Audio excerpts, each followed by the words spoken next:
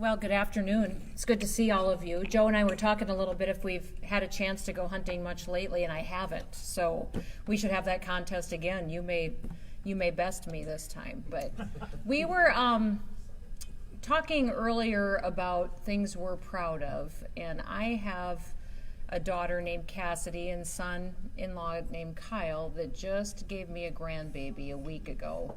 And her name's Adeline West Peters. So probably the one thing that you're all going to get really tired of me talking about in the near future is being a grandma, because I absolutely love it. And I was sitting here watching some of the slides during lunch and wondering why I didn't send you some pictures to put up there, because of course you would want to see her. Every meeting I go to now, I'm sure my staff is ready to kill me, because I'm constantly going, they'll say, congratulations on the new grandbaby, and I'll say, oh, I'm sure you want to see pictures. And I'm flipping through my phone, and it's taking me much longer to get through my meetings. But, every day, the decisions that we make as governors is with those kiddos in mind.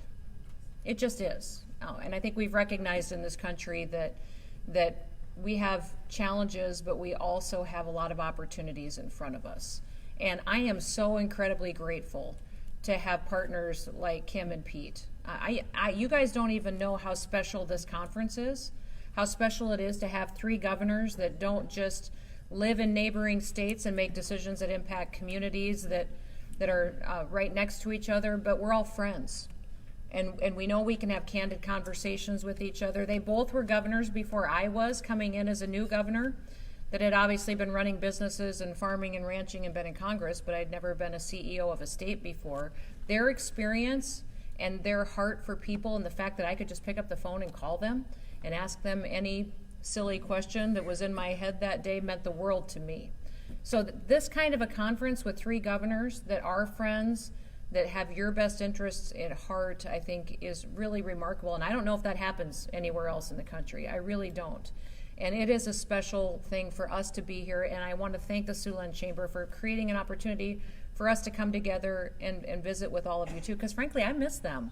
It was hard talking just on phone calls once or twice a week. We like to see each other. We spend time together. We enjoy each other's families. And that really is what our jobs are about. We're in the people business. We're in the people business and doing what's best for all of them. So South Dakota's doing great. We really are. When I ran for governor, I talked about South Dakota being an example to the nation. I didn't really know it would happen through a pandemic. You've probably heard a lot of people talking about South Dakota, and maybe sometimes not in very nice terms. But I've always believed that South Dakota's small, and because we don't have a lot of people, that we could do things that other states can't do. We can be a little more nimble, and we can do pilot projects and different things and really show that a lot of the values that we hold, a lot of the conservative beliefs that we hold really do create opportunities for families and for businesses to be successful.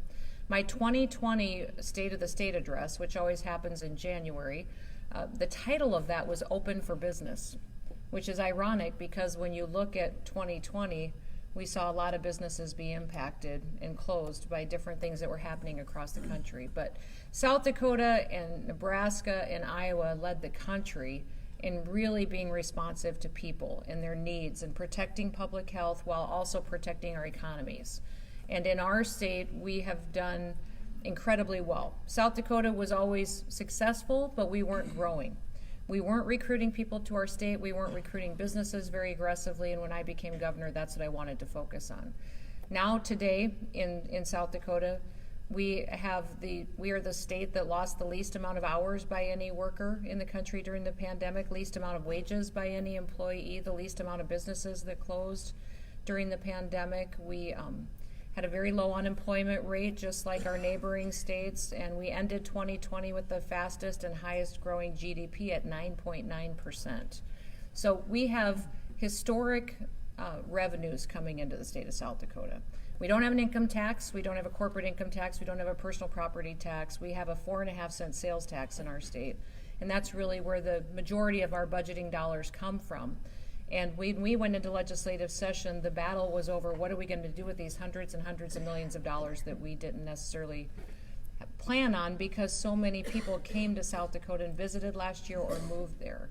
And I think that's the decision making that each of our states made that really shows and reflects our values. Pete and Kim made the exact same decisions on investments that we did in South Dakota.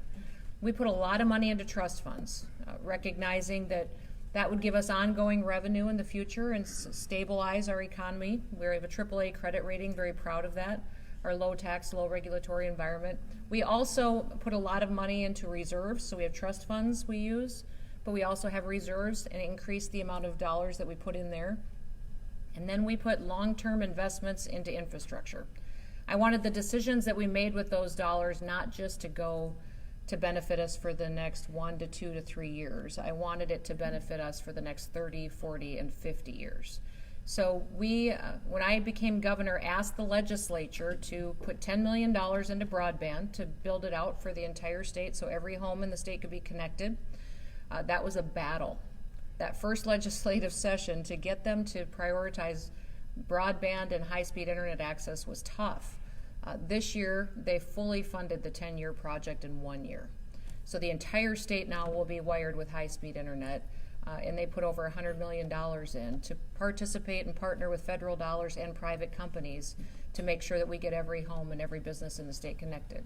I was talking to my tourism secretary the other day, and we were going over some of the data and numbers that we see, because we have millions of people coming to our state, millions of people visiting our parks.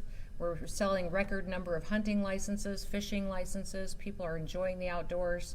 And we were going over some of the national statistics. And one of the things that he shared with me is he said for decades, when people Googled where they wanted to live or where they wanted to vacation, what they would Google would be beaches, tropical vacations, usually centered around big city areas and areas that were warmer than probably our region.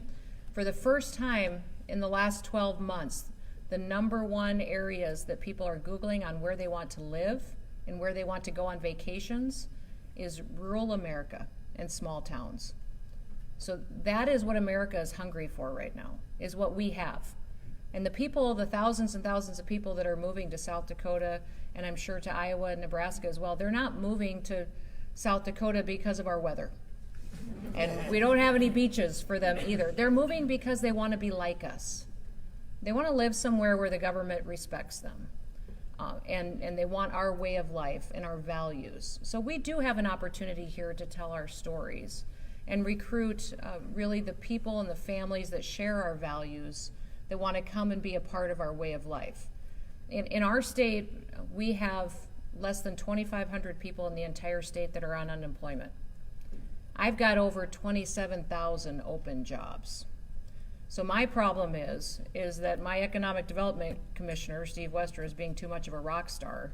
And we've got companies coming and moving to our state to build and expand, but we need the workforce to go with them too.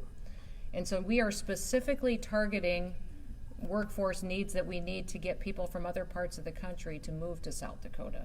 And it is working very well, but we do have some growing pains. So our biggest challenge is getting people trained.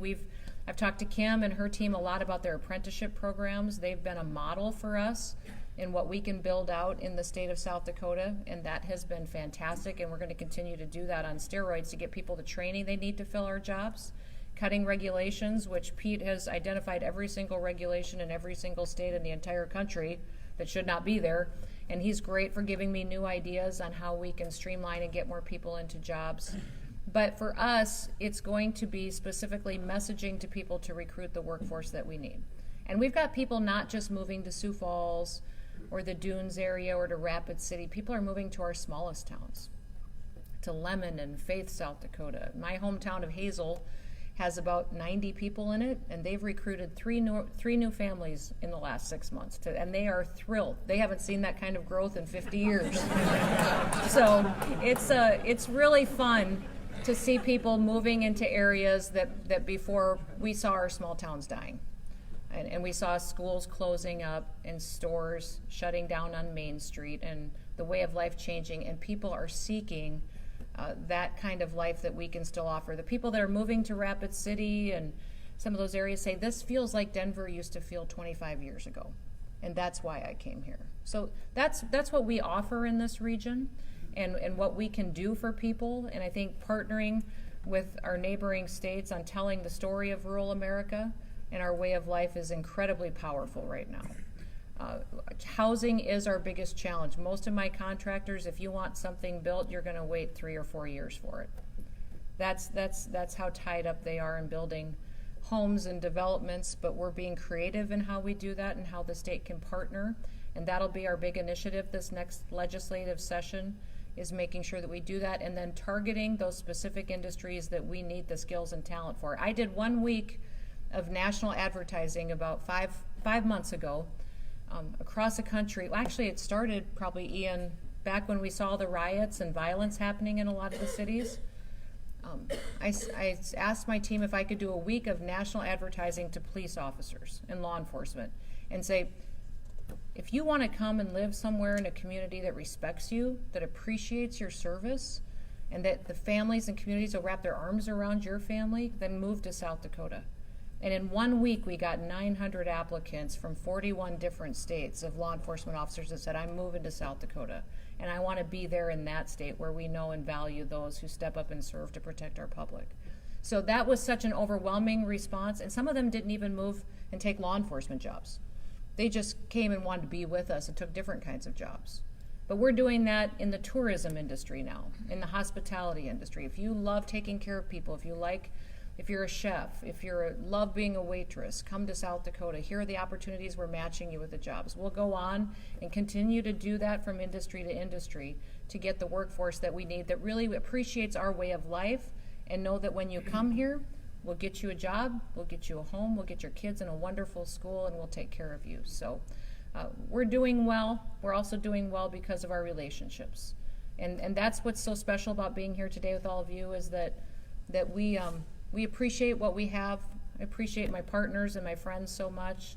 God's been good to us, and we are incredibly blessed, and I'm looking forward to hearing all of your discussions today and new ways that we can go after new opportunities to do things in innovative ways that benefit our state. So thank you, Siouxland Chamber, for hosting this. It's going to be a wonderful day.